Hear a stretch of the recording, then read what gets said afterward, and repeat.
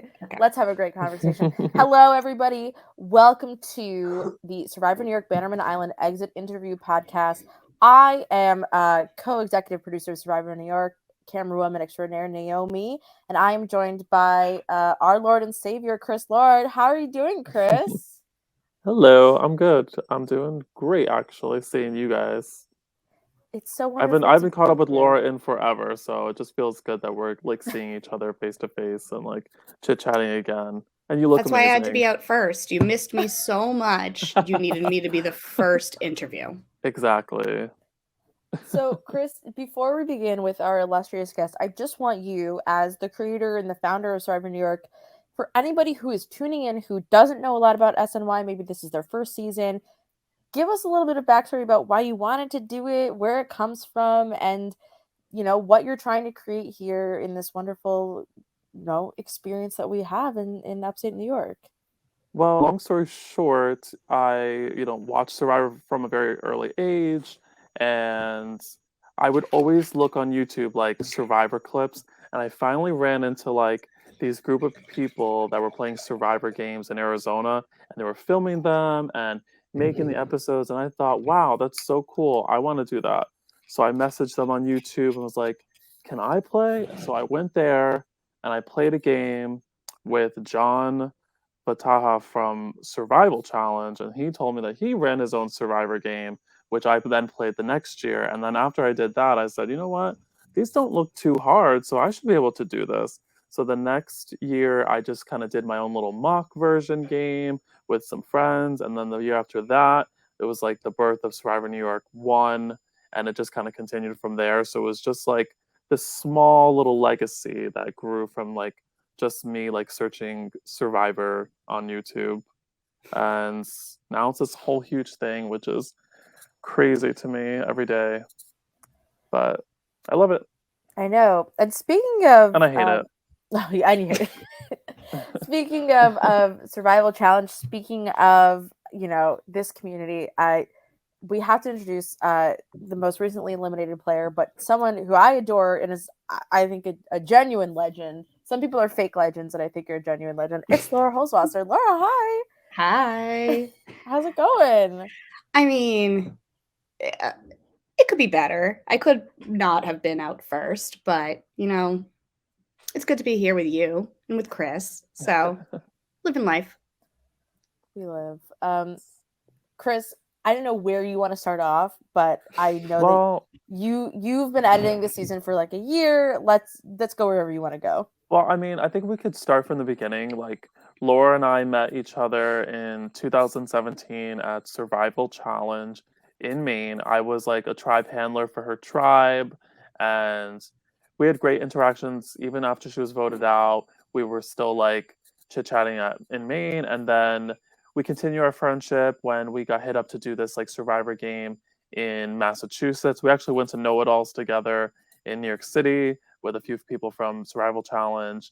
And then we just kind of kept running into each other at like Survivor Brooklyn South. And then eventually it sort of became this conversation of like Laura applying to Survivor New York. And I remember she applied for season 3.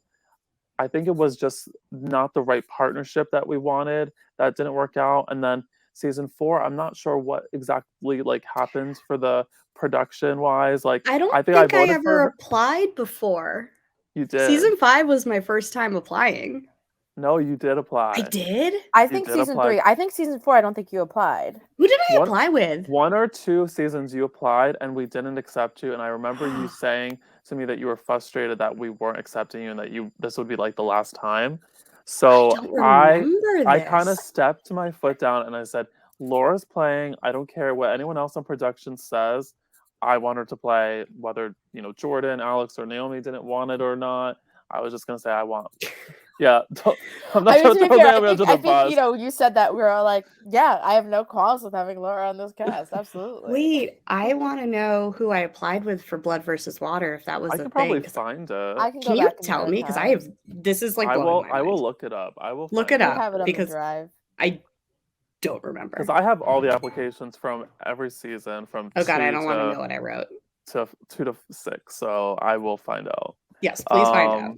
You know, I I get this opportunity to choose people to put into the Survivor New York family, and I tell that to like Naomi and Jordan and Alex when they do the casting. It's like these are people that we are going to these are people that we're going to invite into our lives, and they become your actual friends, family, people you see all the time, people you go on cruises with.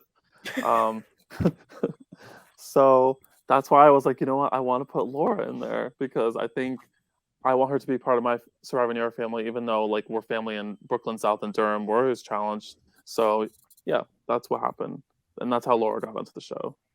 Yeah, I mean, also Laura, you and I played Survivor Brooklyn South together, and like, um, you are just still one of my like favorite people that I feel like I've never ever gotten to actually work with. So frustrating. It's So crazy. frustrating. We're always And like, we're ready to play together. And then it's just like, no.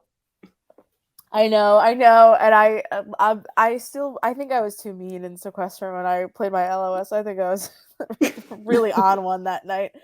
But I I think if you want didn't, you were going home. But anyway, let's okay. I'm curious from your perspective, what being a part of like live games is to you, because I think for every person you take away something different, and you take away either an experience or meeting people, and you've gone through, I think, really in some of the, I don't want to say OG, but like in really some of the early establishing seasons of really important games. So how has your journey with live reality games been? I've been, I kind of take it even a further step back. Like I've been really involved in Survivor starting, I think it was like my senior year of college. I found RHAP. It had, it was like Survivor Redemption Island, I believe. And I got super into it. I started like making friends through Facebook, all of these like internet friends that your parents warn you about of being like, this is weird. One of my first ones was Jeremy Berman. Awkward. Anyway, that evolved into eventually, starting to go to events, meet people, finding out that people host these games and you could play for a weekend. So I applied to play in Durham Warriors. I had never been camping before. I just was like, okay, I'll see what happens. I did not do well, but I had a really, really good time and I made really good friends. My friends Dave and Wayne are like two people I talk to all of the time. I met Chris. Chris was our tribe handler. I had a panic attack night too, and Chris had to come walk with me because I was just like so overtired that I couldn't function anymore. So I know that I would not survive on Survivor. Like if you put me on that island, I'd be medically evacuated like within 24 hours. So this is my little way of loving the show and having the experience without, causing like bodily harm to myself. So I had Durham Warriors, had the best time, was searching for more ways to play, and found Survivor Brooklyn South, which was a 1-day game. And I was like, that sounds like my style. Didn't do well in that. And then I played in Survivor New York, and here I am, still in my pre-merge era. Somehow I'm so much of a threat that I never get to make the merge. I think we'll talk about it in a little bit, the legacies that people leave behind Legacy. them in these games. But yeah, I agree with also everything that Chris says, and I think also Laura that you are such a smart and dynamic person, and I think that knowing you for so long, it was always, I think I always just said it was a question of when. And for us, I know that like making Survivor New York, a lot of the time turning people down is not like a no, it's really just like a not right now, which sounds silly, but it's true. We're planning like seasons in advance, like, all right, we got to get this person this time around. And I think you were someone we always really wanted to participate, And I think which is that's the why this sucks so much more. yes. That's the thing is like once I see someone has applied 3 times, and that's why I remember specifically you applied twice before. I was like, the third time, I'm like, no, I can't do that to somebody. I can't let somebody apply 3 times and tell them no 3 times because that honestly breaks my heart. So if you're out there watching this and you applied to Survivor New York twice already, third time is your charm. Except you don't want to promise that, Chris, because Okay, I take there are going to be some people. So I want to know, Laura. So you get casted for Survivor New Mhm. York. You're on your way driving from Massachusetts. So like, tell me like the whole thing from driving, because I remember you were the first person here, I was. and Prompt. so you got to meet like pretty much, you kind of were like the caretaker, like the mama of the house, and just like greeting And every then they single stabbed person. Mama. No, I would say it's like you remember when Carson Kressley was the first person in the BB celebrity house and he just kept opening the door for everyone? That's That what was me, That's actually. literally you. That was me. I was like, the So bathroom's over here. that's true. So tell me about like getting here and then like meeting every single person slowly and like your thoughts on that.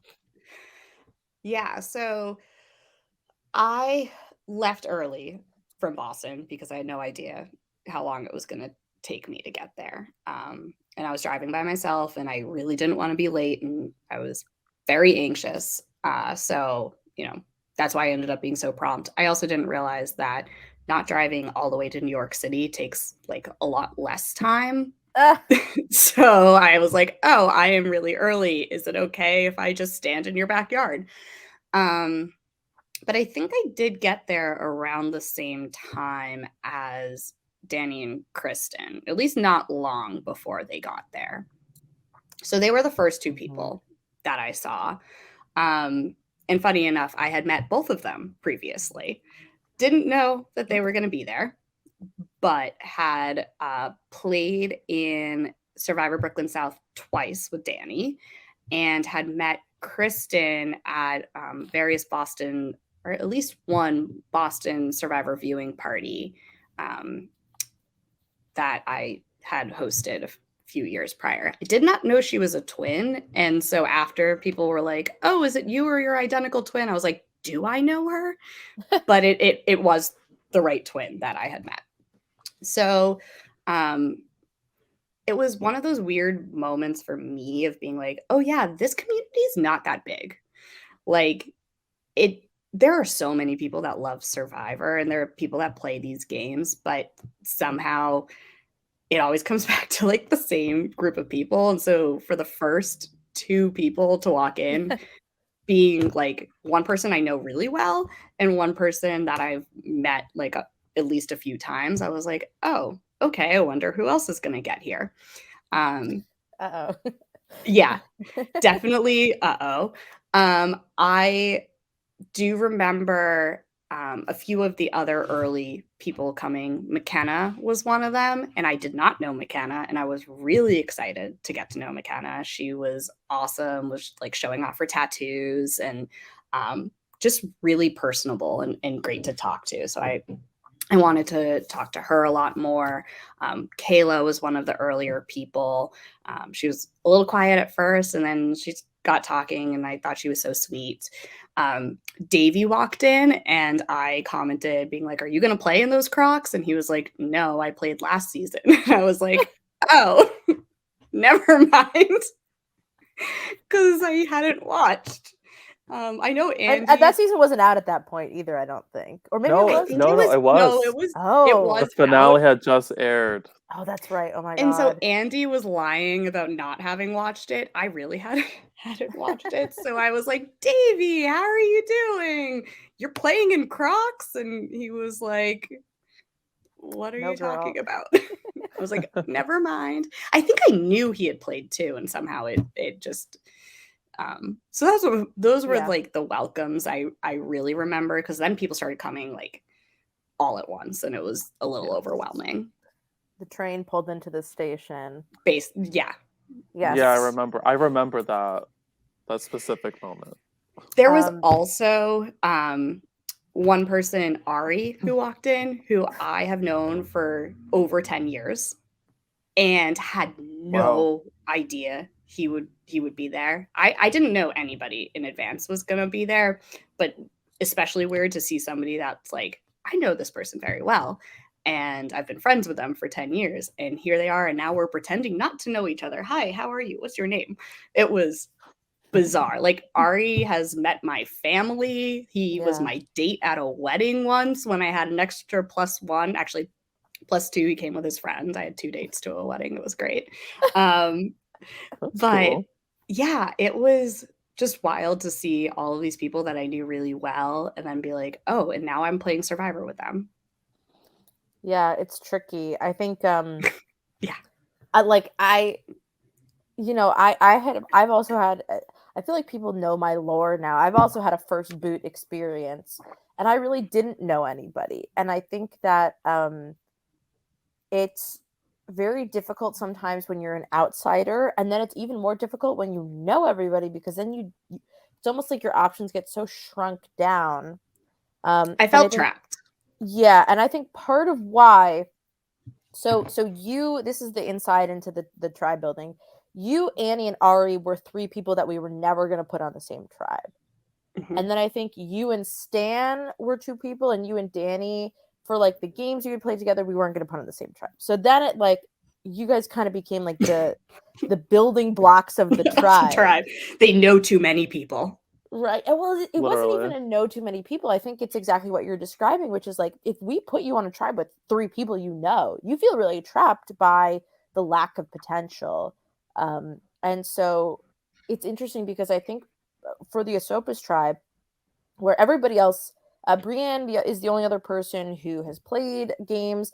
Everybody else is really a newbie, and we were trying, I think, to really allow the options to be open and give you guys a really sort of open shot at things. And it's really interesting to see how it just shook out. Like, it almost is just like, you're like, damned if you do, damned if you don't in some ways. Yeah, and I mean, I can get into the first night things if you want, because Yes. I also want to know, you found out your tribe. I want to know what your impressions were of them, like right off the bat, like all 5 of them.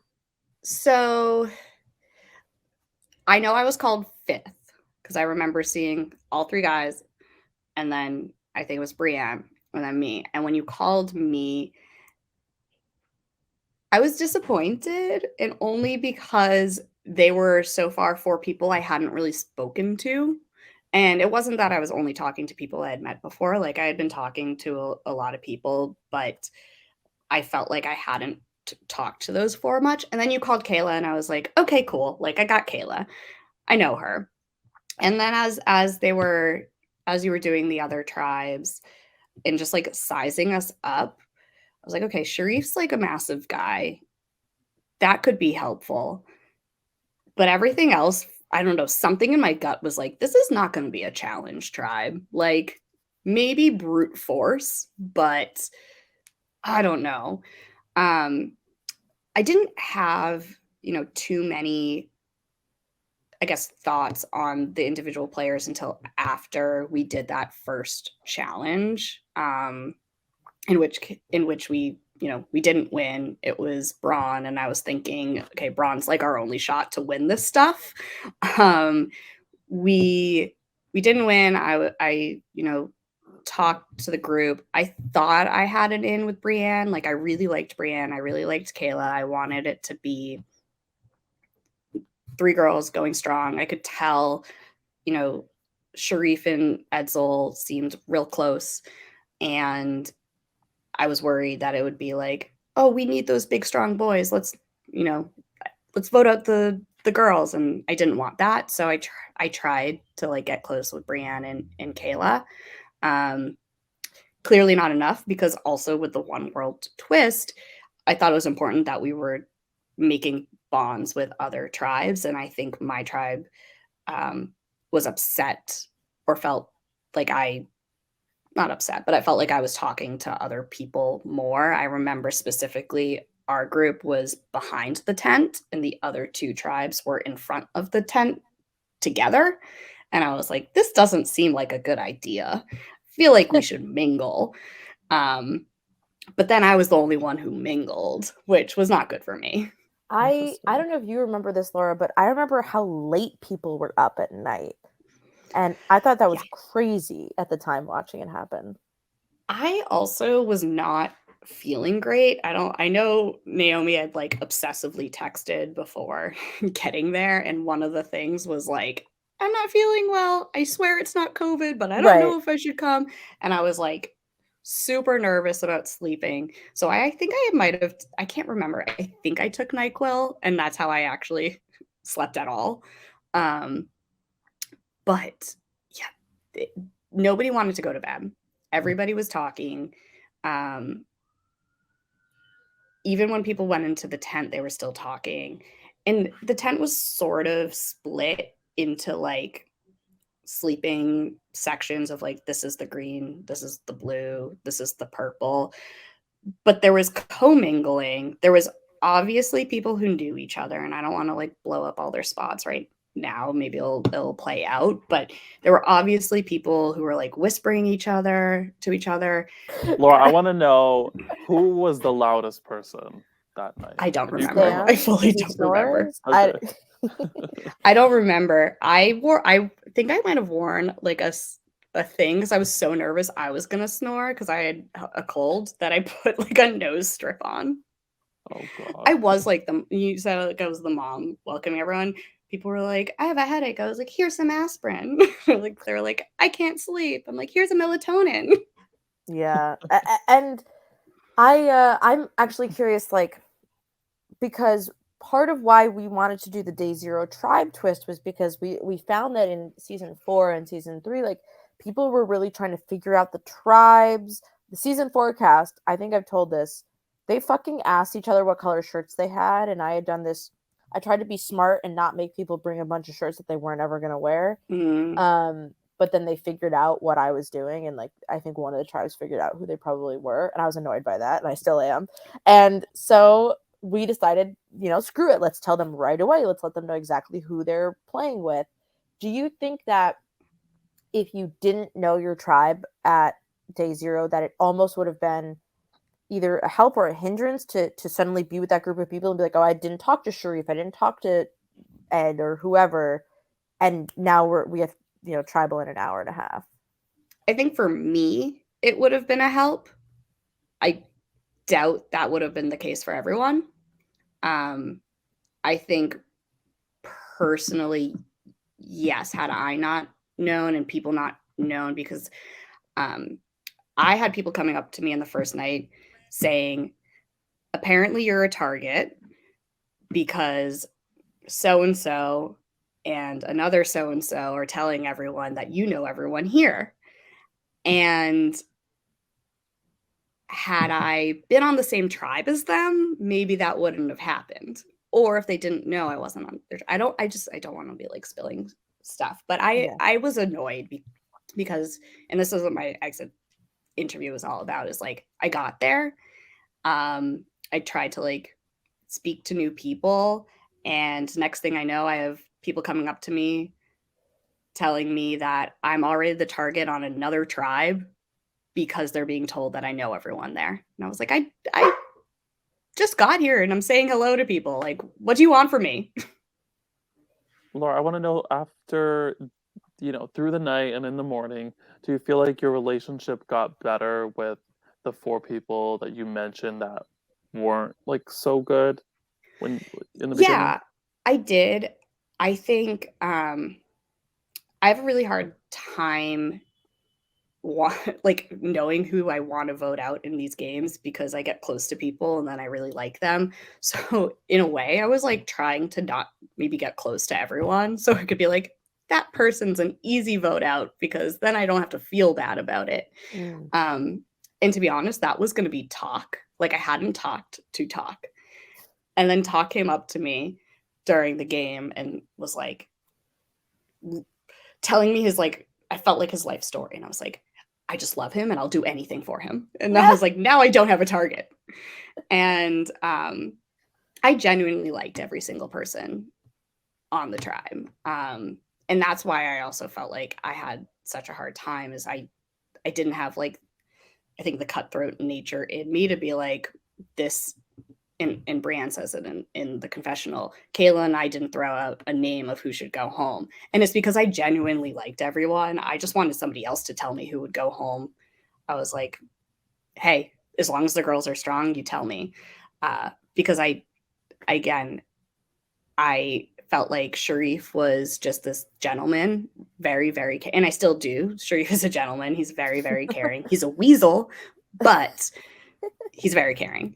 I just thought Edsel was a sweetheart. I thought Talk was like super smart. I thought, Kayla was, I really loved Kayla. Like she just like made me feel like she was like my little sister. And I really liked working with her. And Brienne, who I had seen play a previous game, I knew was like whip smart. So it was, I had a hard time wanting to target any of them, which is, I guess, not answering like your original question. I did feel like I got close to them, but I felt like by getting close to them, it weakened me because I wasn't able to then separate my feelings. That's a good answer, I think. But moving from that to the beach, the tribe was given the decision. They had to pick a leader. Mhm. What went into picking Kayla? Because I felt like, I don't know. To me, I felt like that was like an interesting choice that Kayla got chosen. It was like did she step up? Did the group kind of just vote on it? Like, how did that work? So I feel like we were a pretty good judge of the other tribes. I remember we were close. We thought Stan was going to be the leader, and we thought Danny. And we were like, those two guys are going to step up and they're going to be the leaders. And maybe it's a challenge and maybe it's a puzzle. So we picked Kayla because we had talked about all of our different strengths and challenges. And Kayla said that she was good at puzzles. So we picked her as the leader, thinking, okay, they're going to pick like two brawny guys, two alpha males. Let's pick somebody that is, not exactly the same. And so there was strategy behind our pick in that. Wow, I didn't know that. That's really cool to know. And honestly, that was really smart because that is something that I have done previously. Um, but so And I Kayla gets think, chosen. Oh, go ahead. Yeah. I was going to say, I think a lot of it had to do with us being able to read the other tribes as You guys are knowing smart. who would, I mean, we were wrong about Stan, but we were like close. We were like I mean, you were one essentially step right off. that, Yeah. once Jeremy had the option, he chose And I Stan. think it's very telling that Jeremy picked Stan and then Danny picked Andy. Like it's exactly Yes. what you think those archetypes, I guess, are going to do. And I think our group were playing it very smart and saying, what's the trap and how are we going to play around the trap? And that was us picking Kayla. I think And learning she, that like made me realize that you guys probably made one of the smartest like undercover decisions that I've ever seen in the series because like that's really taking a step further than anyone else thought of. Mm. yeah, we were trying to big brain it for sure. And then it Yes. had nothing to do with the challenge. But True, but I it's think still originally we were like, this is like Aussie versus coach. And like whoever wins gets yes. whatever. And Chris, we're like, well, can you remind me? I think that maybe like Alex. I think we fake set up something on the challenge field to like trick people, but now I can't remember. I think we were like, let's trick them about what's gonna happen. I think I we don't put the remember. tables. I think we put the Yeah. There might tables have been a out. table. There was like two tables. Maybe it looked like gross food. I can't remember. I Yeah, don't like think a it Or looked like something. puzzle.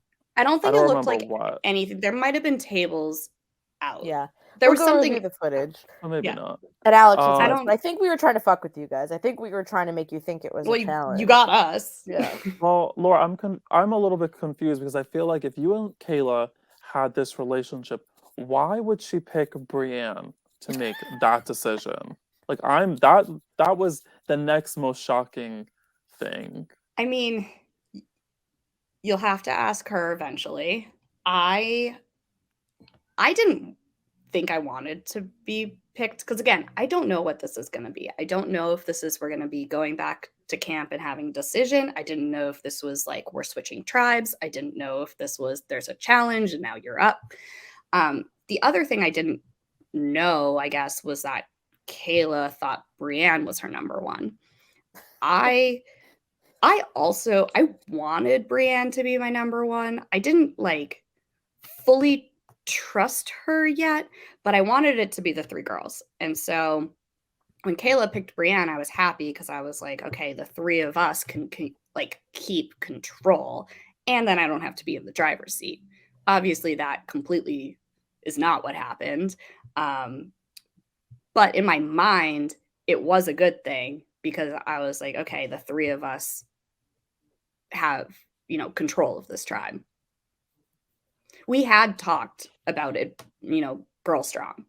I just guess there were other conversations I was not privy to that were stronger arguments. Well, I watching this round go down, and we'll get more into the intricacies of like what happens through this vote. I was really shocked by a lot of choices people made, and that doesn't mean that they were wrong, but That means they were wrong. What I kind of assumed, well, there was one big wrong choice, but in general, the choices of who people were working with, I was really surprised, and I think it goes to show that like this cast always like zigged when I thought they were gonna zag. They always did the thing that I didn't expect them to do. And I'll say that one of them is I didn't expect Stan to take the challenge advantage. No, fully. As soon as we got to camp and Brienne says what she says, I was like, Stan took it. Stan took the idol clue. I'm not surprised actually, because I had dealt with having to talk to him on the phone for like dealt with 3 having hours. to talk to him is such a funny way to say that. Like he called me and he was like, I've just lost all these string of games back to back to back, and I couldn't win any challenges. And I think especially if anybody here watching has ever watched Survivor Brooklyn South, he was on a tribe with Laura and they lost 4 challenges in a row, and he was the one voted out 4th. And then after that was Can I just say we were winning the challenge and the bike broke? Yes. The bike. They had a very, very series of misfortunate events. The Brains tribe. Who would have thought? And that was the Brains tribe, which he does mention in the episode, and he kind of laughs about. But that was not surprising for me, only because I knew that he just wanted to win a challenge, and he didn't. That's how I felt. Yep. Yeah. Because that was my last game too. I'm trying to think of like maybe I just saw another one where like someone was like, I want a challenge, and I can't remember where it was. I think it was in Survivor Michigan. Was it Owen? No, it was in Survivor Michigan, I think. But that sentiment is totally real. And I also, I watched Stan play Live to Give over the summer, and the same thing happened. Stan lost both challenges, and he was out in the second challenge. And then he lost a heartbreaker to Jack Atkins to get back into the game. And I could tell that Stan really wanted redemption, which is why, he made that alternate choice. And I think it was totally the smart choice to make from his perspective. That's what I would have made. And I'm not just saying that. It's but again, it comes back to my losing streak experience. So it is the decision I would have made, and obviously would have been the right decision for my tribe, and we probably would have still lost. Probably. I would have done the same thing, Laura, because the truth is, we all know there's going to be an idol out there, but we don't know if there's going to be a challenge advantage out there. So might as well go for that. My thought, sorry to Andy and Brienne, I thought it was a stupid move to get the clue. Again, there's going to be an idol out there. Also, as soon as we got to the first immunity challenge, and if somebody took that advantage, it was going to be obvious who didn't take the advantage. Right. So, I mean, granted, neither of them lied and said that they didn't look for it. Andy did a better. Well, Andy didn't find it, but Andy had the clue. But I mean, we got there, and Brienne was just like so nervous, like shaking, visibly shaking. Being like, don't be mad at me, but I looked at the clue and I couldn't find it. It's near a tree. And we were like, okay. And everyone went and looked. And all of us just felt like, okay. Like it Yeah, just one felt so 1-800 come sketchy. on now. Yeah, like Yeah. And I was like, uh, either she didn't find it, but she doesn't want to share the clue. She told us that the clue was taken and she couldn't share it. But all she told us Liar. was liar. it's near like a tree. And we were like, is there anything more to that? And she was like, it's around here. It's like, well, there is missing information. And so I didn't know she hadn't found it, but she didn't want to give us the full details, or if, she had found it. But it was uncomfortable, I felt like, when we got there, because she was so uncomfortable. It just, I feel like, made us all uncomfortable. And so everyone went looking. I And mean, if you'll notice, I have my sort of HQ camera. I'm the lead camera person on this project, and I stayed at your camp. I was like, yeah, oh, this is where we the were the mess is. drama. Yeah, We this were is where. Yes. the drama. Yeah, And that's like a future tip to Survivor New York players is like, if I'm with you, that your tribe is the dramatic tribe. I just wanted to be like, lie better. It just was so obvious. And I don't, does the string happen before the, That's what I want to ask you about. So yeah, you guys say you're looking for stuff. How quickly did you find the string? And did you pocket it and then wait for the right moment to bring it up to somebody? Because I feel like the string. If you watch her, she undoes the bag, she drops the string right there, right I on the didn't notice that. I path. need to rewatch it. So I mean, you must have found it and had to put it in your pocket because the scene where you approach her about it was probably a good 15, 20 to 30 minutes later. So, or do you remember like I finding the don't string? remember. I didn't find it right away. No, Okay. we were looking for the idol, and where in the episode she finds it is exactly where I found the string. Um, and it was a very like, this is an idol spot. And I feel like our camp, we weren't on the shore the way that the other tribes were. Right, you had more of like There a rock formation than a beach. there was a much more like limited scope, I think, of where to look. And that's where I think, our eyes all looked at the same spot. And there was like this hole in the ground under a tree or something. Um, and I don't think it was on my first pass, but eventually I found twine, but I couldn't think of what it was called. Survivor string. And I pocketed it because I was like, this is something, but I don't know what it is, and I don't know what to do with it yet. So I was like, okay, somebody found it, untied it, and dropped it. What do I want to do with this information? Do I keep it to myself? Do I, you know, tell the whole tribe I found it? And what I decided to do was I wanted to work with Brienne. I wanted to build trust with Brienne. So I approached her, knowing that most likely she was the one who dropped the string, and said to her, like, look what I found, to see what her reaction would be. My goal was for her to come clean to me and be like, yeah, like, it's us too. Let's keep it quiet. Her response was not that. And I don't know if you can see from my face, but I don't think I was buying much of it. And that's when I was like, okay, I think like things are maybe going off the rails. So once she denied having the idol, and just, I think she said something like, it could have just been string on the ground. I think that's what did it for me, of like, Brutal. yeah, it was, if she had just said like, oh, somebody must have had it, like, we should find out who, I would have been like, yeah, let's go find them out. But when she was like, maybe it was just here, I was like, this clearly wasn't just here. This is here for a reason. Yeah, this is the BFFR, be fucking for real. Did you immediately say, okay, this is my confirmation, she has the idol? Because like even if you watch, her face is so incredibly awkward, her body language was very awkward. Like I would have been like, she has it. I was like 99% sure. I mean, I didn't know for certain, but yes. And that's when I decided everyone needed to know. And because that's when I was like, okay, she has the idol. Um, or off chance somebody has it.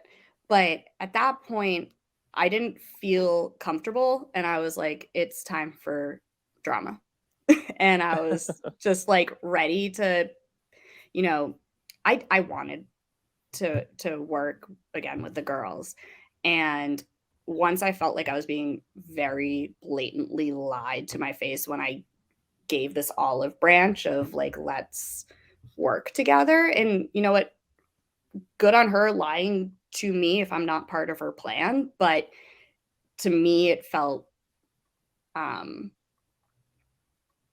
I don't know the right word for it, but it was very much like her saying no to me. And I was like, fine, you're not working with me. Time to go to something else. That was like my confirmation. And seeing the episode, her being like, oh, she like Laura said I was her number one, but now she's targeting me. I'm like, well, what did you expect? I gave you the chance for us to work together. Laura, I want to know if Brienne, you guys come to camp, Brienne is up front. Hey guys, I had the chance to get an idol, and I have this idol. Like she shows it to you guys. How do you think camp life would have been like from that moment on? Like, do you think people would have been okay with it? Because I feel like New Age Survivor, people are very okay with Up people front. having idols and just let them play in the game with the idols. You see someone like Xander get all the way to the final tribal council with one. Um, so do you think her being upfront could have helped her game and helped your tribe just be more unified, or you think it would have caused divisiveness? I'm going to preface by saying I hate that everyone shares their idols and tells everyone. But I will say in this case, I do think it would have helped Brienne because the lie was so obvious. And Yeah. so in this case, like either lie to me better or tell me the truth. And it wasn't that she found an idol that I was like mad about, you know, go for it, get the idol, but like don't make me feel I don't know. I felt like I don't know what the right word is. I think it's kind of patronizing. And That's what it is. I was going to say gaslit, and that's not the right word, but patronizing. Wow. Yes, Survivor Girl Boss Island Gaslit gaslit. Gatekeep. No, Whatever, 2023. it felt patronizing to be like, Yeah. I'm not even giving you like the best of my lying ability. And if she's not a good liar, then she's not a good liar. I don't know, but it just felt so fake that it instantly like frustrated me. And once I, maybe she really didn't find it at first. I was like, she's really nervous, so she didn't find it, and now she knows she's on the chopping block because she looked for it, and that was my first thought. And then once the string thing happened, I was like, no, she has it, and I gave her the chance to like build a relationship with me before I bring it to anyone else, and she didn't. I have a lot of thoughts on how this strategy session went, and I think right now we'll focus on sort of the pre-loss of it, but I think everything you said is really astute, Laura. And I also have to say that for Brienne, I felt bad because Brienne, I think, had a lot of options going into that round, right? Everybody wants to work with her. Kayla thinks that they're number ones with each other. Like, it's all working out dandy for Brienne, and then it doesn't. And it's such a shame because I know that Brienne is a confident player, and I know that she is a skilled player. And I think it was just like, the pressure of in Survivor, and like you said, normally you would keep that hush hush. And so you're thinking, well, I should play like a Survivor player. I should keep it under wraps. And then, I thought what Andy did, while it led to somebody else finding his idol, was in many ways the correct strategy because of the choice he made. Whereas Stan had the opportunity not only to just go look for the idol afterwards, but really look like a great guy for his tribe. Exactly. And yeah, I think that you sort of questioning her and Brienne sort of being kind of fumbling this lie doesn't make her a bad player, but I think in this moment you could just see how nervous she was, and she just got more and more and more panicked, right, Chris? Like that's what I was observing. I loved it. That's one of the highlights. Is just Her Brienne's uncomfortableness. whole, yeah, like her saying like, it's gonna be so hard for her to watch the show. It's like, I love Brienne, but like almost she did it to herself. Like she could have sort of avoided a lot of it, but also like I understand the pressure of the game, trying to deal with all these sorts of things coming at you all at once. So that's just how she works under pressure. It I was am very surprised that she didn't tell you though. The that fact was that she my like she frustration. knows you. She knows who you are. It's not like you guys are enemies. Like she shared that clue with Sharif, who she had just met the night before. But instead of maybe like someone has a relationship with, she didn't share it with you, which is just weird to me. Well, and this goes back to this whole relationship thing of, I don't know Brienne well. I'd met her once before. But I thought if I had come up to her and gave her the chance, and I went to her first. I didn't go to the tribe. I went to Brienne to be like, I found this. And like trying to play dumb, being like, what do you think this means?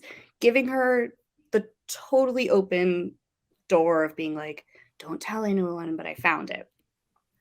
And obviously it didn't work out for me, so I can't say it was a bad move, but like I didn't think it was necessarily smart because then everything blew up and she had to play the idol. Whereas it could have been that she told me we had the secret. She could have told me Sharif knew there's an alliance and the idol was safe. So that was my strategy when I went up to her with it. Obviously, it's not how anything panned out. Let's talk about the challenge. So, how do you feel like, I mean, you're the only one that got the grappling hook done in your tribe. Um, but can you rate how your tribe performance was otherwise? Do you feel like they just sucked at pretty much everything?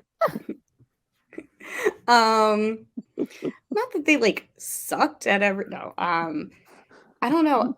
Well, one thing I never saw our tribe do a puzzle. So I do not know, like basically I didn't get to see Kayla do that challenge. I can't remember if she was the only one doing the puzzle or if there was a second person back there. Was It Brienne? would've- It could have been. It would have been two people. Yeah. Yeah, It was probably Brienne Brienne. then. So like I can't rate their performance on that challenge. All I know is that I think I did the best, and I think I also did the best in the first night challenge of the balance beam. I definitely got across the quickest during that, and then I was the only one, obviously, to get. Actually, I think I was the first one to get the grappling hook amongst any Yes. tribe. You were the first person to get it amongst any tribe. And to be fair, I was Yeah. not aiming for that bag, but I still hit it. I was aiming for the middle one, but I felt like I did well, and I still knew coming out of it being like, and I'm still gonna be on the chopping block because I'm not 7 feet tall like Sharif. I'm not a man. Like I'm not some strong guy. I'm this 5'4", like average white girl that people are gonna be like, she's disposable. And that's so frustrating to be like, I kicked ass at this, but you're gonna think that somebody else is stronger than me. Well, and I think something to note about that challenge is that as puzzle people or as grapplers, you could only get your bag. We Yeah. did this very I don't want to hurt anyone's feelings, but Survivor Brooklyn South won, where Ugh. you had to make the shot. You And had actually, I to. got voted out after Survivor Brooklyn South won grappling challenge. Not that. These are probably the same So grappling hooks. and I didn't grapple in Survivor Brooklyn South 1. I let somebody else do it. This time I was like, I'm gonna do it, and look what happened. And well, that's to say that like when you got it, you couldn't help them get the rest of them. I was so frustrated. It's It was so hard to watch. But the other interesting side of things is what the Green Tribe does in this Yeah. challenge, where they grapple everything close, but Yeah. nobody really gets the bag, which Mhm. is like a really funny loophole. Chris, I don't know how you feel about that in retrospect. I feel like, if you get it on your hook, you got to take it, but what an interesting workaround, and a way to not get this opus. So smart. Had I seen them do it first, I probably would have done that. I also don't think I would have. I mean, I don't want to talk poorly about my amazing challenge skills, but like I don't know if I was going to grapple another bag. Looking at Sharif and Talk, one of them should have gotten like closer to hitting one. Like we should have at least had two bags. Come on. I agree with that. I actually like the strategy that, Polypel Tribe did. I think that was really smart. Um, and I challenge people to, think outside the box when you do these live reality games and even when you go on the real show, because that's how, Yeah. great moments like that happen and that's how you win the game. Um, Yeah, I think but that was really smart. I think that was I don't know who came up with that strategy. Major props to them. I wouldn't be surprised if it's somebody who has played in these types of games, and like I think the more you try to break a challenge, the better. In these games, sorry to Chris and Naomi, but like again, like what we tried to do with Kayla as the leader of like big brain it. And I wish that our tribe had done that. And I remember seeing them doing it and watching and being like, but I'm stuck here and I can't do anything about it. And like watching my game slip through my hands. that's the worst. So one thing I also wanted to discuss, Laura, was in general, how did you feel the other tribes were set up? I know you talked about it briefly, but I was wondering if you could talk to me about Iona a little bit more, because you knew Jeremy very well and you knew Annie very well. I'm And wondering, Stan and Stan, and Julia. and Julia. I looked I should have just thrown you in there, just like let it explode. I looked right before we did this. I knew half the cast. I hadn't met everyone in person, but I Right. have like interacted with half of the cast before getting there. How did it feel to look at a tribe like Iona, and what did you think was, maybe no spoilers for any future episodes, what did you maybe think was going to happen on Polypel and Iona had you guys won and one of them lost? I thought that Polypal was going to be Braun. I thought they were going to be like, in my head, this turned right back into like a Brains Beauty Braun, probably because I had that terrible Brains tribe. But I thought Polypal was going to be, Danny was going to be the leader. He was going to be just like killing challenges. He's super athletic. And, the whole tribe. Robin is so smart. Like, I just was like, that's our challenge threat. I thought it was going to be Polypel steamrolls. And then second place is between us and Iona. And like, it's going to go back and forth, but Polypel is going to be like fine the whole time. And that in my head is what was going to happen. I thought, in terms of like tribe dynamics, I thought Annie might be on the outside of Iona, but at the same time, I knew her and Jeremy seemed close. So I wasn't quite sure what was going to go on there. Julia, I had played online games with before, and she blows me away. Like, she is smart, confident, funny. Like, I just think she's such a badass. So I was really like on purple, hoping that she would do really well. And it was great to see. I didn't know she ever found the idol. So like that was a great moment to watch.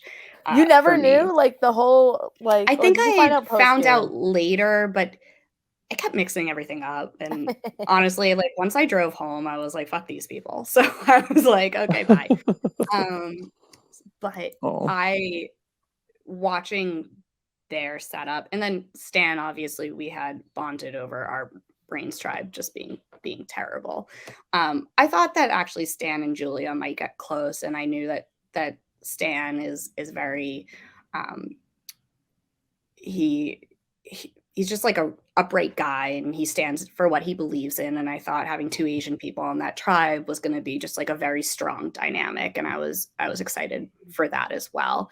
Um, I think, like I said, with Paula Pell and what we expected to happen in terms of nominations of like who's the leader was exactly, I expected Danny to be kind of like the Tom Westman, like I'm the leader.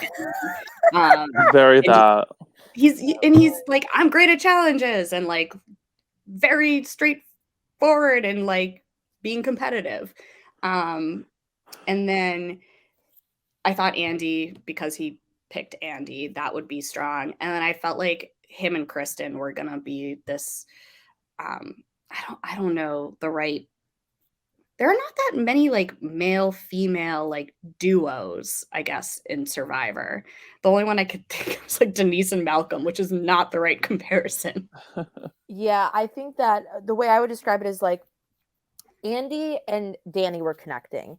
Kristen and McKenna were connecting, but then Danny and Kristen were connecting. I think that Danny and Kristen are both like, I would say that like the overthinkers really connected in this game. Jeremy and Veronica really became a good alliance. And I think that Danny and Kristen became a good alliance because they're people who, when they're processing strategy in Survivor, they're talking it out. They need somebody who they can really bounce their ideas off of. And people like McKenna and Andy, and I think to an extent, like Stan and Annie are more just like cool, what, like, let's not freak out too much just yet. Let's just see how it rides, and then we'll see where it goes. Whereas, they're all about what the future holds. And I love that about all of them. And I am actually curious, Laura, though, did you get to watch a little bit of Ari Ferrari and his experience on the Paula Bell tribe? I love Ari Ferrari with all of my heart.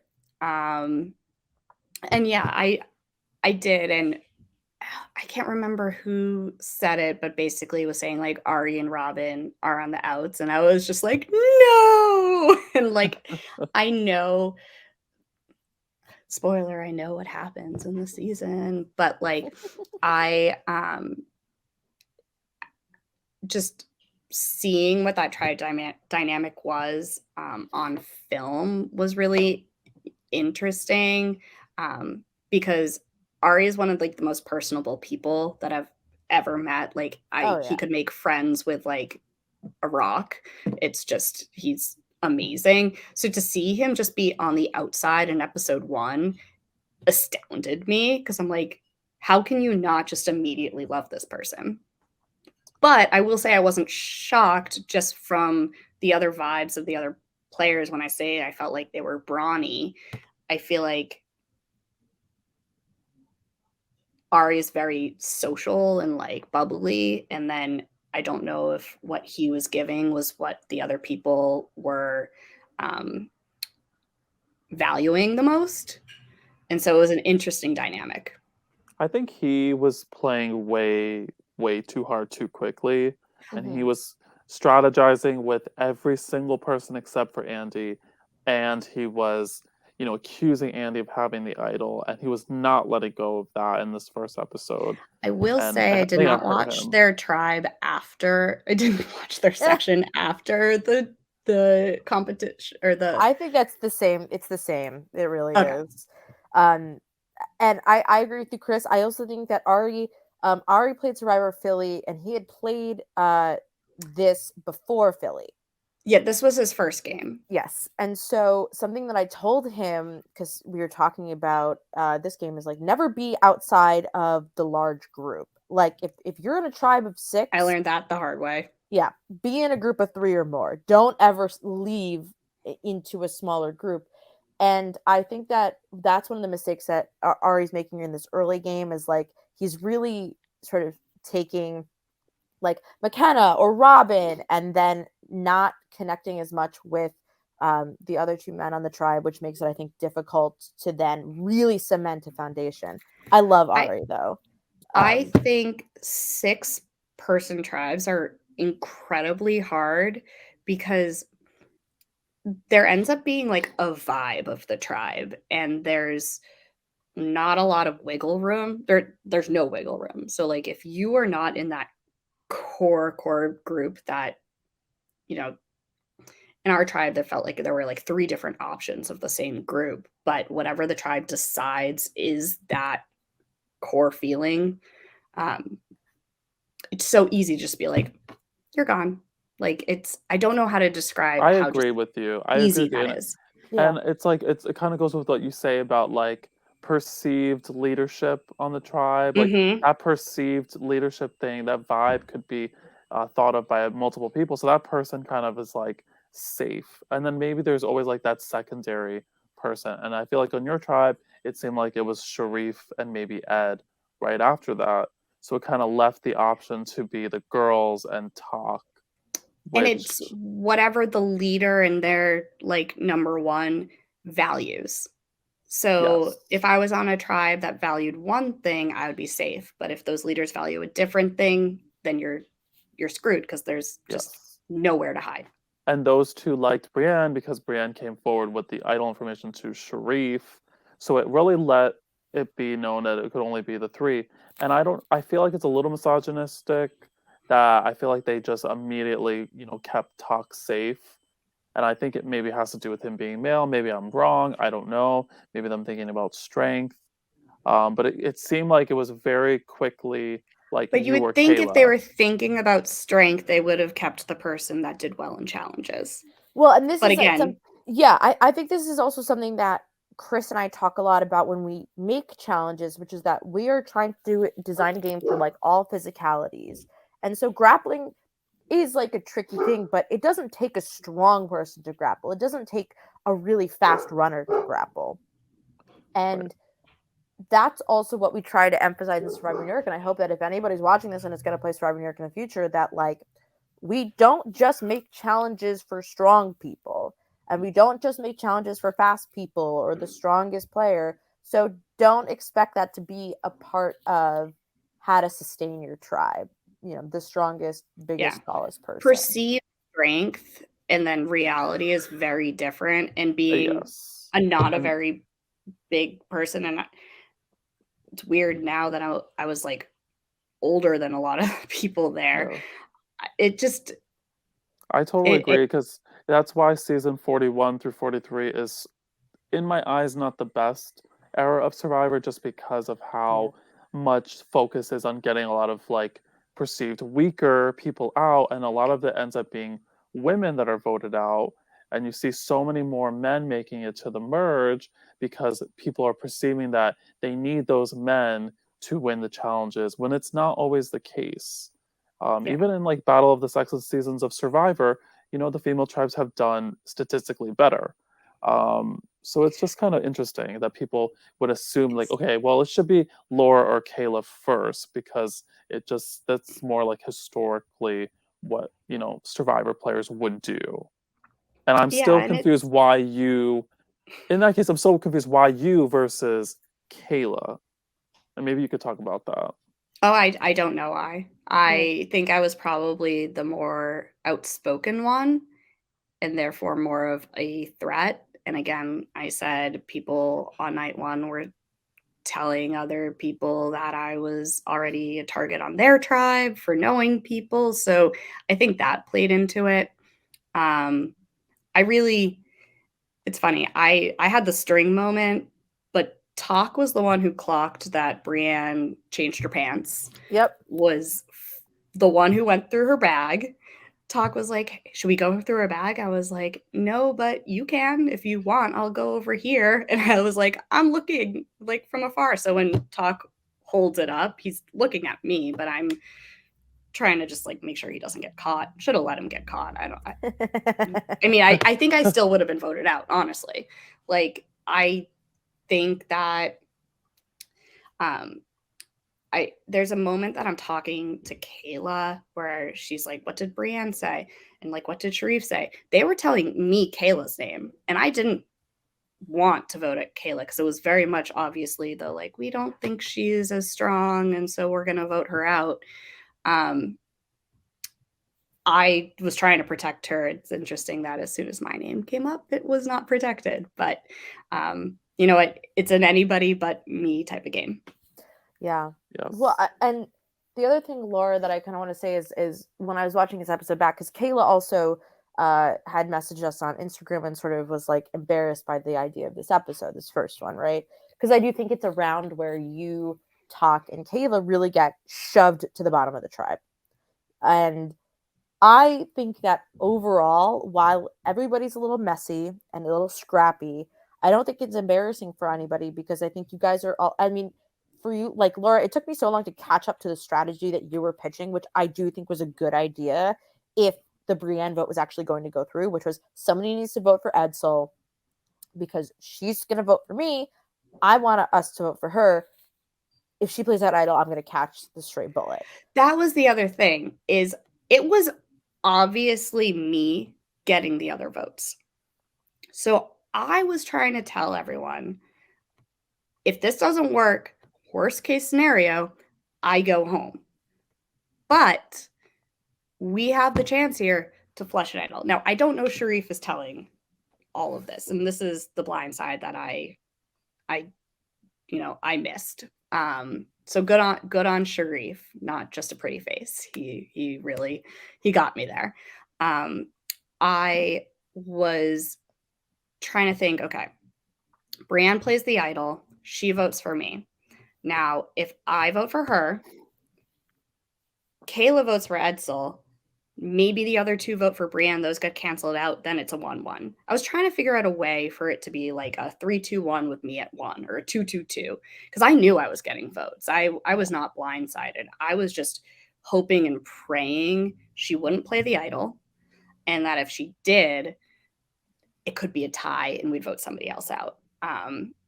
And I wasn't going to vote for Edsel. I was hoping Kayla did, and it was confusing how exactly that happened. It happened like literally as we were getting on the bus that I was trying to big brain this plan. But as soon as Kayla was like, I'm playing the idol at this tribal, I knew I was screwed. Which is also why I had a really hard time figuring out who to vote for, because I really wanted to vote for Brienne because I was very frustrated. And I think Brienne is a great person, but in that moment, I was so frustrated that I wanted to write her name down. Yeah. But I thought there might be a chance that Kayla still wrote Edsel and that somehow there would maybe Talk wrote Brienne. There would somehow be a tie. But I knew I was toast. Yeah, something else that's interesting, and I'm wondering how you feel about this, Chris, is that Edsel talks about how disappointed he is that like he doesn't really get the news from Brienne straight away about the idol. And I think that while it might seem logical to vote for Brienne or for you to, want to, I think your thinking is entirely correct, which is that like, maybe there is a world where everybody does want to vote out Brienne, and maybe there's a world where she plays that idol and you can get somebody else out. It's like the shot in the dark, right? It's like you might as well take it. If there was a shot in the dark, I was taking it there. Right. If you like I was in have a chance, yeah. I knew where I was. I was still very frustrated where I was because I didn't think it was like I didn't think it made sense. Obviously not for my game, but for theirs, I didn't think it makes sense. But I was still trying to find a way of weaseling out of it where maybe she played the idol, but maybe there's still a tie.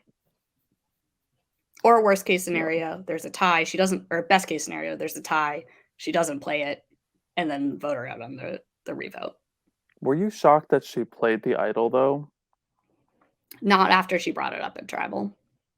Once she brought it up, I was like, shoot. Because Shoot. I feel like, don't you feel like, okay, if you make a solid 3, like she said that she made a solid 3 with Ed and Sharif, she has this idol. It's sort of sending a message like, hey, I have this idol. I'm going to play it because I just want to be safe. But it's also saying like, hey, I know we made a final 3, but I don't trust you guys enough to know that you aren't actually voting for me. And now that this idol is out of the game, like it's this weird sort of situation, I think, for her, because it's like she's telling them, I don't really trust you enough for me to not be able to play this idol. And I feel like they should have assured her, saying, don't play it, you're fine, we can use this idol for the future. And then they don't do that. I think there was a lot of messy gameplay. I think You that think? with the result of me going home, so like taking me out of it, because obviously I wish she didn't have the idol and she didn't play it and everyone voted for her. But I think what you're saying is exactly true. She basically told her allies that she didn't fully trust them. I think Sharif telling her to play it was very confusing because if he really trusted her, wouldn't he want her to have the idol? I do think her showing it at Tribal fully swayed maybe Kayla and Talk. I don't know for sure. Like they probably were already swayed, but that might have been like a nail in the coffin. But if they're not in year 3 and you're about to be 5, then does it, really matter? So I can't speak to any of their gameplay. I don't think, myself included, anyone played well on our tribe in the first round. I mean, I Like, think one person played well, and I think it was Sharif. yes, That's yes, the only person who really comes out of I this would agree. like, I would tippy top. agree. I think Sharif, I had no idea that Sharif was so like he talked without like really talking. If you see some of the way he talks to us, talks without saying anything, but then came back with so much information. And it was really interesting to watch back and be like, oh, he actually knew everything that was going on, without ever giving anything up, really. I do wonder, and this is a question for him someday, where my name originated from, because I think it was him. Like, I think the I would love Brienne to know Laura that thing too. came from Sharif.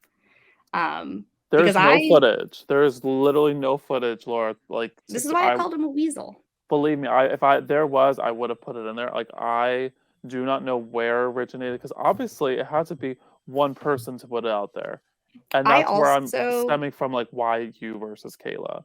I don't know So why it was me. I was told that it was always gonna be me, which just leads me to believe it was from the previous night that I was on the outside. Um, right. and that I just that was it. But I don't think I was the first to say Brienne's name. I do think I brought the string up to somebody else, either Talker or Kayla, and then her name come up, and I was like, "Oh yeah, if you want to do that." I also, in my opinion, I think Laura, like, it's a I remember sort of catching the rumors of like, oh, Laura's played a lot, and I was like, Laura like explicitly said that she's been voted out pre-merge every time. And I also think maybe that's where it originated from. Like, you had said it. I think, Chris, correct me if I'm wrong. I think there's a Sharif confessional. I don't know if it's in the episode or not, where he says like she's been voted out pre-merge every time, and like then he says something where I'm like, why would you say that? She's not a threat. Like he sort of insinuates that it makes you a threat or that it makes you really like power hungry. And I was like, I don't know where this is going, but this is like So should I make 4D it chess. further? And yeah, I just, Yeah. and I feel like also my departing words they feel out of context because it's not necessarily seen in the episode, but um it was so frustrating to be there and hear like within a few hours, oh, you're the target on Iona because they said they know you. And I was like, I haven't even done anything yet. Like, just let me be here and play. And that was my biggest frustration, is I felt like I had like all these preconceived things, even though I'm a flop. Like I don't make the merge, but somehow that makes me a threat. Yeah, that upset me too, honestly, because I didn't like that people were basing off of pre-game relationships. And I will say, I had no clue about all the relationships that were going on in the game. Like I knew some, like I didn't know you knew half the cast. I didn't I know you had knew thought, Jeremy like that yeah, well, you I thought know? I I didn't just know thought you him knew well. Danny. I knew Danny. I wrote it down. I mean, Because I was like looking at this the other day. Okay. I knew Ari. Ari is the one I know the best. I've known Ari for like 10 years. I know Annie. I've met Annie at multiple events. Stan, I had played with. Danny, I had played with. Kristen, I had met in person. Robin and Julia, I played with both of them online. Jeremy, I met through RHAP back when Rob had an intern. Jeremy was the first ever head of interns, and I was the second ever head of interns. And then Brienne, I had met. So that is half the cast. And it's funny because I won't say too much, but I feel like it's luck of the draw, and sometimes knowing people is helpful, and then sometimes knowing people is like the nail in the coffin.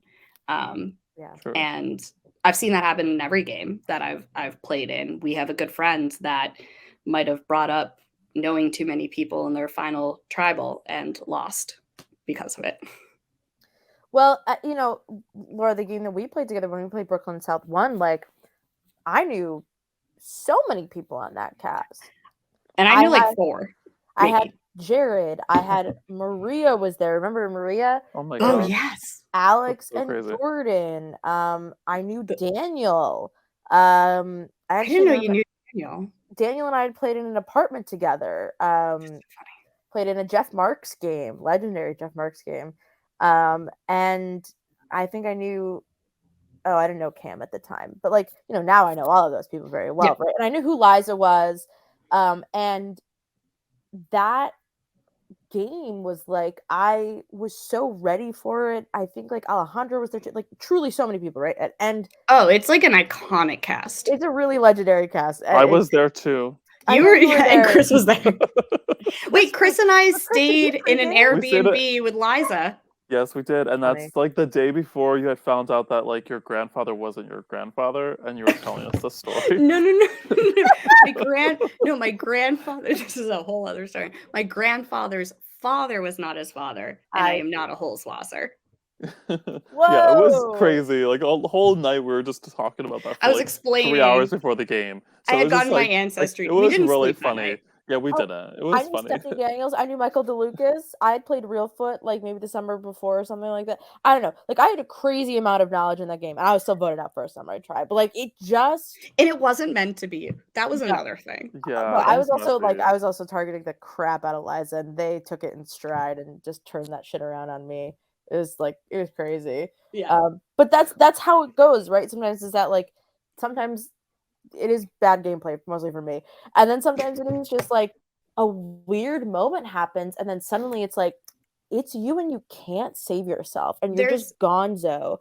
And I was talking to somebody after, and they were like, "Well, why didn't you fight harder at tribal?" And I was like, what could I have said? There was my only hope was that Brienne for some reason doesn't play that idol, and that for some reason everybody decides to vote for her still. Like I was grasping at straws for so long that I knew that I had a very slim chance of making it through. I still had hope, but I knew it wasn't likely. But it was so frustrating to be there and watching it happen around me and feel like I still had no control over it. Because it's one thing if I like did something obviously stupid, and I do think that watching this back has been a little bit helpful. And I'm like, oh, this was still really frustrating and I didn't do anything wrong. So it's good in that way, but it's also infinitely more frustrating to be like, I didn't do anything and I was still out first. I Like, agree with you. I think it's very frustrating your situation. I've very rarely seen it where there is nothing that you could have done. Like they just had the preconceived notions. There was just all these little factors going into it. They chose you and it stuck. And maybe that's what Bran was getting at. Maybe she wanted you to say a name so that there was I a don't name think it out would have made there. a difference. I personally believe it's revisionist history, even if we were to talk it through, but I think Brienne and Sharif were, for whatever reason, closer than either Brienne and I or Brienne and Kayla. And I didn't see that, and that's on me for not seeing. But um, I Yeah. I don't think me saying a name was going to make a difference.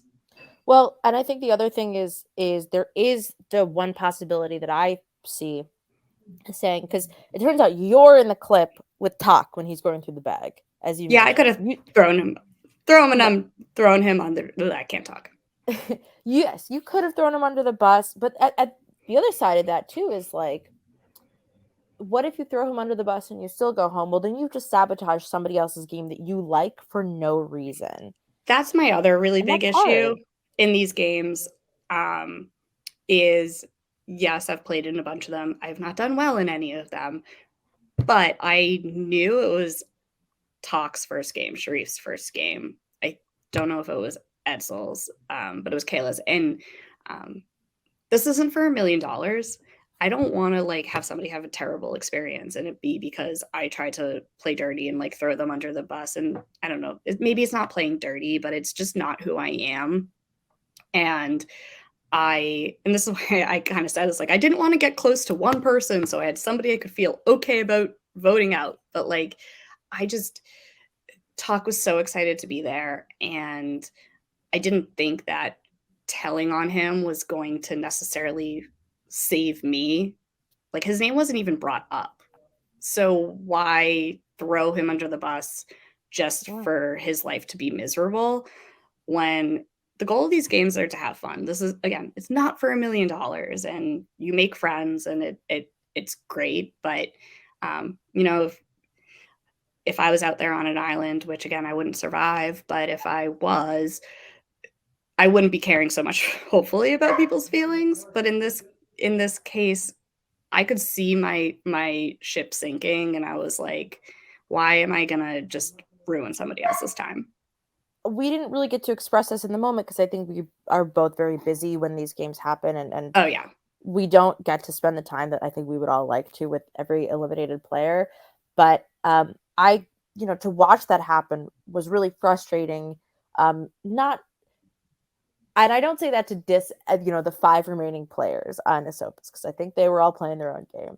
But it was knowing you and knowing how much of a fan I am of you, and I could see that you were recognizing what was happening, and you can't do anything as a production person. And I thought you took it with such grace, and I thought that you really accepted it, because in season 4, there are some eliminations where I think people just really sort of like shut down and just said, I'm fucking out of here, because it's hard.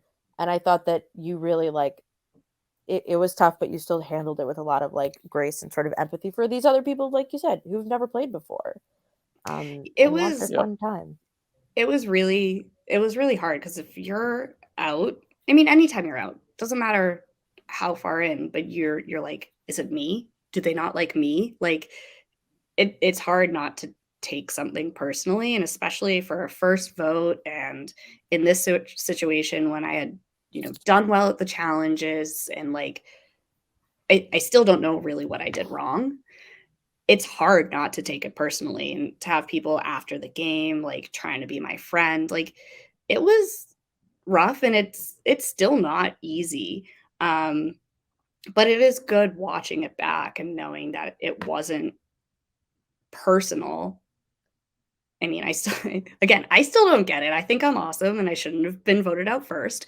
But it it stings when you're voted out. And Naomi and Chris, you've both seen me lose many times. Like, I've lost a lot, and I've stayed for the entire day of filming for all of those. I've been, really good friends with the cast every single time.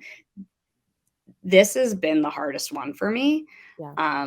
And I don't think it's like, I don't want to say I'm bitter, but I had a hard time swallowing this, because it was like, I didn't do anything. What why did you vote me out? What And did I maybe do that's wrong? maybe that's why I'm thinking, because like in survival challenge, like okay, there was the reason there, in brains versus bronze, south, South It was a Brooklyn, south stupid blah blah blah. reason, but I There's all got the reason. reasons. Yes, you understood it. I did there, something there wrong. there's Yeah. no like that sort of type of closure of like the reasoning behind it. And I think maybe we won't have the answers now, but as we eventually interview the other members of your tribe, we may get those answers, and I think that we might be able to like get a full like closure on your elimination eventually. So You can report back to me. we definitely will. So I'm assuming you won't listen to all of them. No. No, and again, like I I didn't mean to sound as sassy. Well, maybe I did. I don't remember, but I don't think I meant to sound as sassy when I said like win a challenge. I just remember being like they're fucking screwed. Um Yeah. I loved but it. Tell him, what a challenge. like I was like I'm the one performing, you're screwed.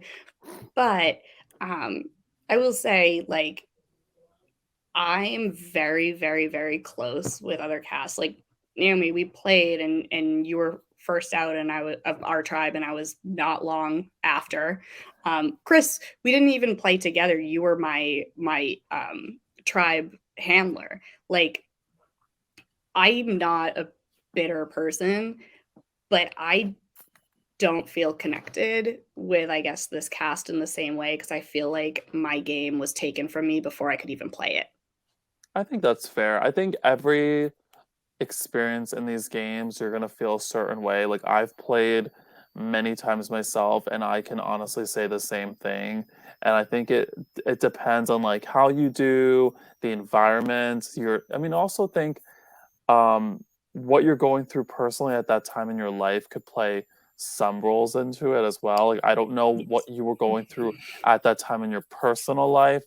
And then that like adding your personal life, because like obviously when you Oh, start the game you're thinking about your personal life, and when the game is over you're going back to that, so there's all I these would different like yeah. aspects. I would say that one thing I will recommend for people who are playing in any LRG or mini or anything is like make sure you're in the mental right state for it because it seems fun, but voting out people is hard. Whether you're being voted out or voting out people that you have gotten close to, it is not easy. It is taxing, and I was, I was in a great place in my life going in, but I was very anxious. I had just moved in with Yeah. my boyfriend. I had just started a new job.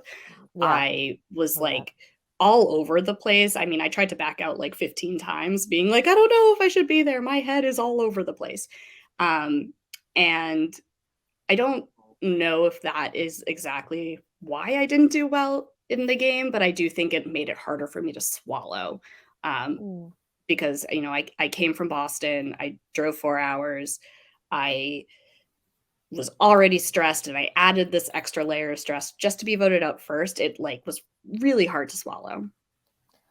I also think that something that people who play the game, if you play a game in general, is because this is how a lot of what you're describing is how I felt when I played Reelfoot. Is I made friends with my tribe handlers. I did not make friends with a lot of people on the cast. Yes. And it's that people need to remember to be very gracious to the people who were out early and did not have the same experience as you. If you had a very Yes. positive experience, you have to remember that some people did not have a positive experience, or Mhm. they had a more negative experience than you did. Mhm. And you got to be gracious. You got to be gentle, and you have to be less sort of like Braggadocious. braggadocious and really like just let's be inclusive of everybody, because the other part is when you spend less time with somebody, they feel a little outside the community, and if you don't get to spend, you left, which in retrospect is very smart considering we got fucking rained on Oh, like that's why I crazy. left. Yeah. I probably would have stayed. I was obviously unhappy, but you've seen I've stayed to the bitter end of SBS like every time.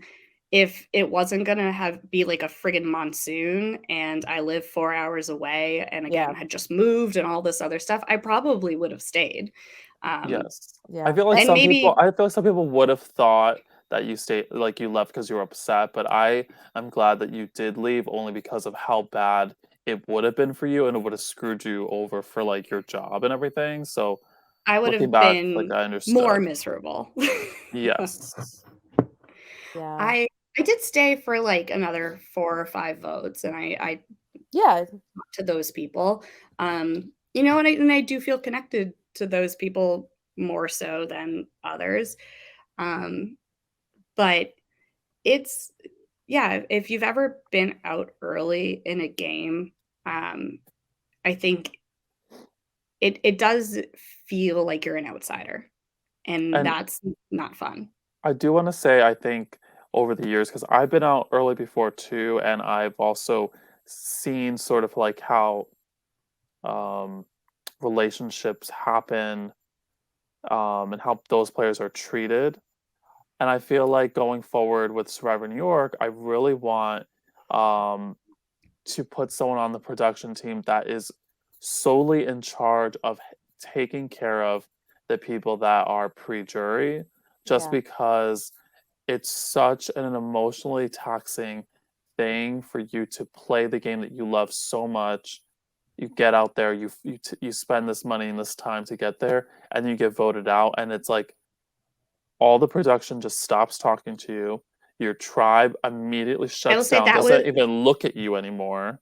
I will say Yeah. production was amazing. I had Yeah. a lot of George was there. Like, we have to give credit to George. Yes. George was Because he was great. there. I was like, this is the first game I've ever cried after. I was just like bawling, being like, I don't even know why I'm crying. And he was like, it's okay. Yes. And George was that person. George was there with every person voted out. He stayed at the house the entire time while the game was happening at the park. So he had no idea what was going on at the park. All he knew was which tribe was going to tribal council and the person voted out. And he just was this like counselor to every single person voted out. And it's like you really need that one person you can just fully talk to and just have like sort of like a therapeutic moment with, Yeah.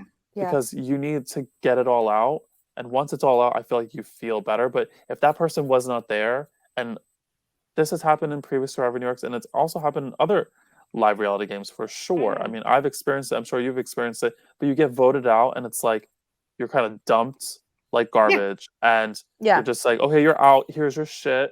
You can go home or you can stay and watch, and like that's it. And it's like, what kind of like mentality are these people gonna have like later on after being treated like that just because they lost? They already And it's lost, you know? we know it's not the real deal, and you know, it's it's just us having a little make believe, but it doesn't make it not hurt when you're voted out of a game. And I think that's something that other people do forget if they're like, you know, they made it far, or they're, you know, whatever, and they're on their high horse for a second. Like before they get knocked down a few pegs, I do feel like there's people that um, just remember when you do well in a game to not like make fun of your friends and like kick them while they're down, because it's hard. And like I'm ready to like joke around with anyone, but you know, a week or two later, making jokes about me being first boot was not what I No. wanted to be hearing. I completely agree. That's also why I like really don't love instant group chats after a game. Minis too. I really hate that too. Mm. I think I'm just like an anti group chat person for the most part, and that's something I just want to like say out loud to people who play games or participate or host is take care of the people who are voted out. Don't just forget about them. I got forgotten about after Real Foot. I don't know where my fucking money was, and I was hungry. And it happens, and you need to care for the people that you who graciously come to play. Because that's the other part, Laura, is that Chris and I are so thankful that you came to play because we love you so much and because we really wanted you to be here because I knew you would elevate the season. Unfortunately, this is like the worst outcome, but I knew that no matter what the outcome was, it would be a great season. It's And I okay. I think found Survivor String. you found some rare. And well, I wanted to Oh ask you my how you gosh. feel seeing people react and be really pissed off at this result. I've It's never seen such a response to a first boot in Survivor New York. Yes. Yeah. it's really validating because I came home and I was just like, I feel like I got screwed. Like, and I didn't, I think when you get voted out of any game, you're probably like, that wasn't fair. I should have won. Like, I should have stayed there. But I came home and I was like, I really feel like I was playing and I got screwed. And to see people resonate with how I was playing and what happened to me, it does feel really nice. Um, I said, and Chris's favorite line from me is that I was told to be myself, but less. And I um, love it. The I, first TikTok. I do think I was. I mean, I was myself. Mm. I was watching it, and I was like, "Oh God, you're rolling your eyes too much." But like, I'm glad that people at least felt my frustration because, like, I mean, I think you edited it so well, unless it's just like me having PTSD of watching it being like, "Oh, this is so annoying," because that is like how I felt as it was happening, and like, it's nice to know that I wasn't just a big dummy and that I made some stupid move and I pissed everyone off and everyone hated me. That it was just like a circumstantial thing that sucked. Yes. I think that's a really great way to put it. I don't think it is a one of those like absolutely terrible flameouts like some of us. I wouldn't say me, but some of us have Never. had. Or Never, maybe like Brooklyn South season 1. That's um, pretty spectacular. Thank you, Jacob Dylan, as always. but Laura, this is kind of like a random question. Do you have anything that you kept from Survivor New York? That's okay. Like you don't have the buff. No, You have nothing. I think I threw everything out. um, Oh my god. I, I mean, I love the both of you, and I'm glad that I played and I support both of you. But I had a hard time when Yeah. I came home, and um, one, I have too many water bottles. So I was like, yeah, I don't need this. Who's keeping the water bottle? That's fair. That's I fair. might have the buff. I don't know if I do. Do you It's still packed have the somewhere. llama dog T-shirt? Yes. I love that T-shirt. I It's love that a T-shirt. It's like weird because you know, like on the old season of Survivor, you'd like see like Elizabeth's like, bathing suit or like Jerry's bathing suit. You just like think of these like iconic Survivor outfits. Well, like that's like Laura's for me is like that T-shirt, I and Yeah, then never like and Stan Brienne's like showing his blue wore it. nipple. shirt, I think Stan I showing his wore it. nipples like all first episode, like because his and like It's Alex's little polo from season 2. Like there's everyone's little Apollo. like he always played with the polo. It's like everyone has like the little like iconic outfits. Like I want like Stan's purple tank top. I just want to like take your clothes and like it's archive them. a so Llama Dog is a brewery in Santa Barbara, California. So if you go there, you can get a Llama Dog shirt. It is also dog friendly, so you can bring your dog there. I will say I was mad that I wasn't on purple because I had to go and buy a purple shirt to wear for it, and that was the color I was hoping to be on. Because I was like, I spent like $4 at Goodwill to get a purple shirt. Oh, Yeah. I know that's why I don't like telling people to go get like a bunch of shirts that they're not gonna Oh, wear. I but mean, then- it's just a purple t-shirt that I like wear around, but yeah. I did have to go to Goodwill to get one. I do think we may change that in the future, but we'll see. Right, yeah. So this is I feel like the last question because I'm sorry I'm getting a little tired. That's okay. It's okay, Um, Chris. do you feel when you are in the right state of mind, Laura, and obviously, with job and everything in your life, that you will play another game again, or do you feel like you're like ready to just retire? No, I have the itch. Like I want to play. My frustration is what I said of like I come into these games and some people know each other and some people don't, and I feel like that's a situation that I got screwed over. And um, I've played in many online games, and for whatever reason, I'm better at those. People, I don't know. I don't know what the difference is, but I know I have what it takes to do Yes, well. I yes. just feel like I'm never given the chance to play. Like every single time, you know, Owen said it in the season of Survivor. It's like the football's getting pulled. Like every single time I play, it's Yes. like I'm getting started, and then somebody's like, "Nope, we don't want to play with you. That Go is such a home." perfect analogy for you, honestly. It's so frustrating. So like I don't know what that right dynamic is. I don't know if it's I need to be an all returnee season where they're like, finally, you're not a threat because you were the first boot every time. Or if it's like somehow finding a cast that nobody knows each other. But I want to play, but I also don't want to put myself through what I've gone through. Um, so I'm going to be strategic and smart about it.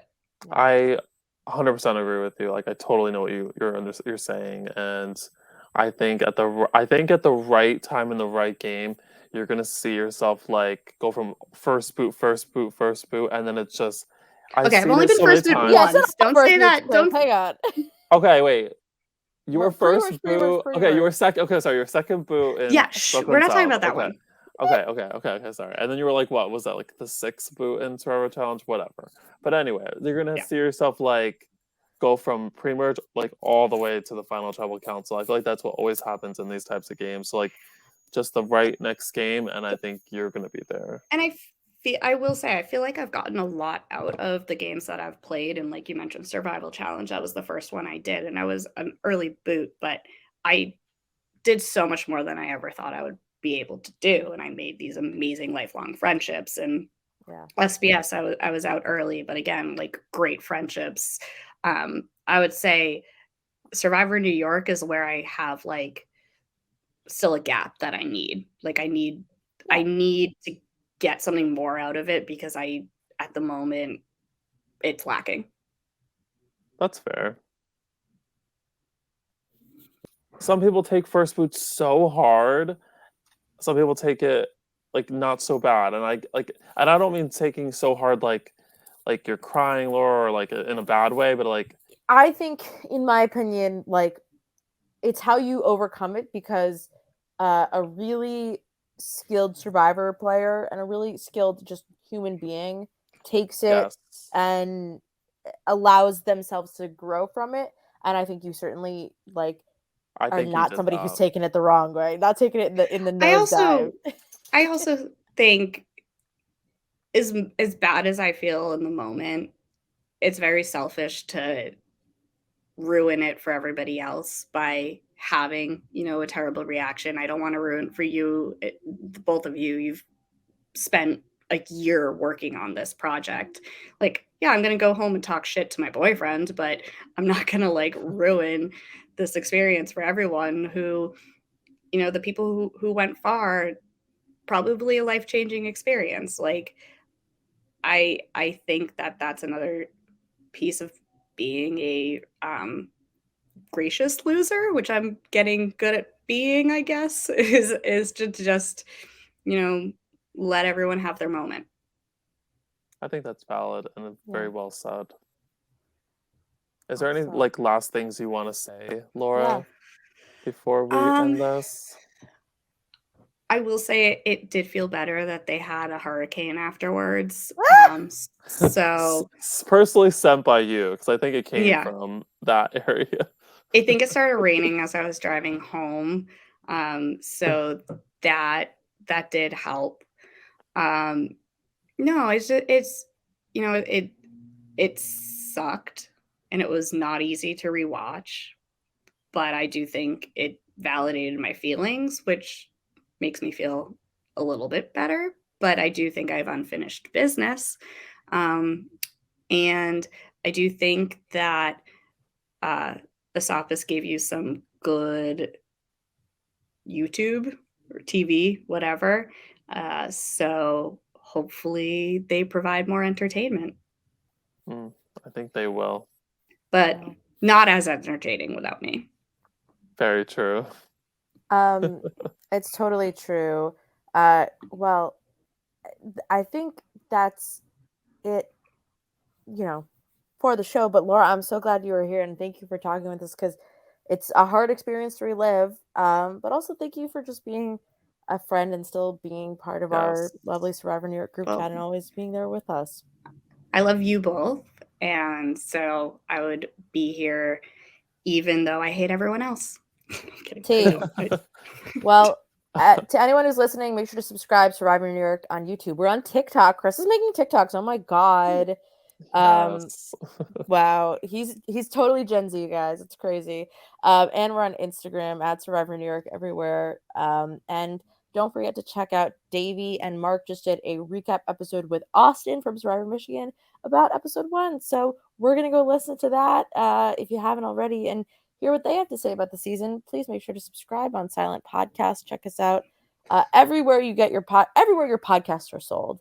And of course, most importantly, please support Survivor New York on YouTube. Likes and comments and interacting with our YouTube videos is the best thing that we can do because we love reaching new people and giving them new experiences and letting them have a fun Survivor game. So that's all I got. Thank you, Laura, for being here. Thank you, Chris, as always. Thank you, Laura. Thank you, Thank everyone, you, for Naomi. listening and watching. Good night.